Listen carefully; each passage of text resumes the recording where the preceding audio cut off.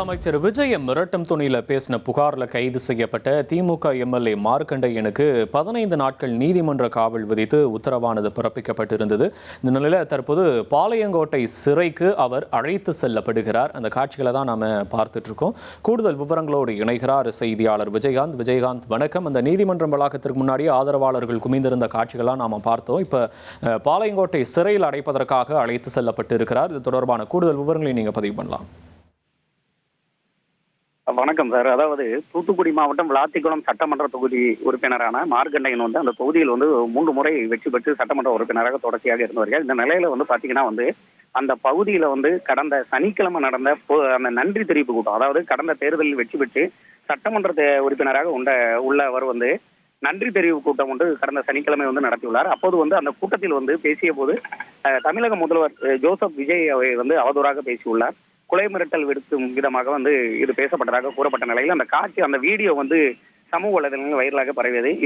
இதன் அடிப்படையில் அந்த சாவைக்கிணர் அளித்த புகாரின் அடிப்படையில் இன்று அதிகாலை விளாத்திக்குளம் சட்டமன்ற உறுப்பினர் மார்க்கண்டையன் போலீசாரால் கைது செய்யப்பட்டார். பின்னர் அவர் தூத்துக்குடி மாவட்ட காவல் கண்காணிப்பாளர் அலுவலகத்துக்கு அழைத்து வரப்பட்டு அங்கு விசாரிக்கப்பட்டு பின்பு அவர் மீது அந்த 3 பிரிவின் கீழ் வழக்கு பதிவு செய்யப்பட்டது. அதாவது கொலை மிரட்டல் விடுத்தல் மற்றும் அவதூறாக பொது வழியில் பேசியது உள்ளிட்ட ஒரு 3 பிரிவுகளின் கீழ் வழக்கு பதிவு செய்யப்பட்டு பின்னர் விசாரணையானது தொடர்ச்சியாக நடைபெற்றது. சுமார் ஒரு 11 மணி நேரம் வரைக்கும் இந்த விசாரணையானது நடைபெற்று அதை தொடர்ந்து அவர் மருத்துவ பரிசோதனைக்காக மருத்துவக் கல்லூரி அழைத்து செல்லப்பட்டார். பின்னர் அங்கு மருத்துவ பரிசோதனை முடிவடைந்த பின்பு தூத்துக்குடி மாவட்ட குற்றவியல் நீதிமன்றத்தில் ஆஜர்படுத்தப்பட்டார். JM1 நீதிபதி சுமதி அவர்கள் முன்னிலையில் ஆஜர்படுத்தப்பட்டார். அப்போது அந்த அரசு தரப்பு வழக்கறிஞர் மற்றும் மார்க்கண்டையன் தரப்பு வழக்கறிஞர் இருவருக்கும் இரு தரப்பு வாதங்களையும் கேட்டிருந்தார். அதாவது முன் அறிவிப்பு எதுவுமே இல்லாமல் தனது ஆதரவாளரை கைது செய்ததாக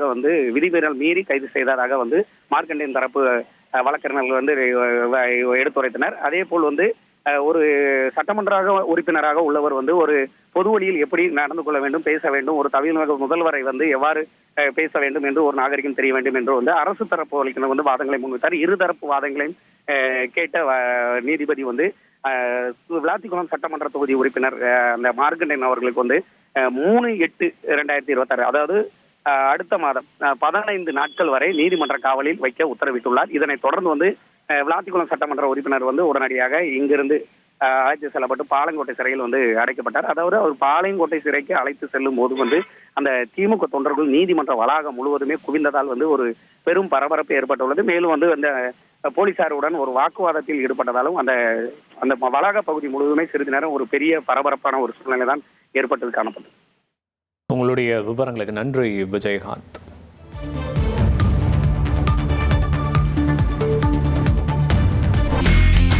இனி செல்லும் இடமெல்லாம் செய்தி. தந்தை டிவியின் வாட்ஸ்அப் சேனலை ஃபாலோ பண்ணினா செல்லருக்கும் இடமெல்லாம் செய்தி. இதோ QR கோட், இப்பவே ஸ்கேன் பண்ணுங்க, ஃபாலோ பண்ணுங்க.